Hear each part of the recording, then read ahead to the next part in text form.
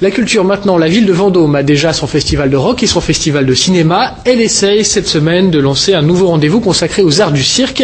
Ça s'appelle Hors Piste. C'est l'occasion de voir que depuis l'époque Zavata et Bouglione, le cirque a beaucoup évolué. Alexandra Hultin, Farid Benbekay. Un jongleur qui se prépare non pas dans sa caravane, mais dans les coulisses d'un théâtre. À Vendôme toute la semaine, le cirque s'invite sur scène.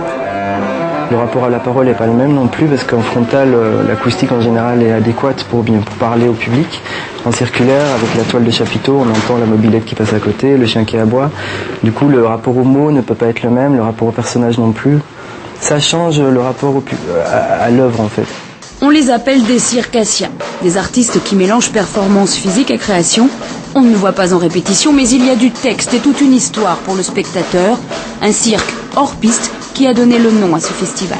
Quand Nathan se met à jongler, c'est pas le jongleur qui rentre pour faire que son jonglage. Il a un personnage qui existe et c'est le personnage qui se met à jongler. C'est plus le virtuose qui nous offre uniquement un numéro de virtuosité. On est dans une vraie construction dramaturgique d'une œuvre. Et ça me passionne. Au début, ça va, on est bien. Tac, tac, tac. Là, il faut avoir plus d'accélération sur les 3 pas pour pouvoir transformer vraiment en hauteur après. D'accord.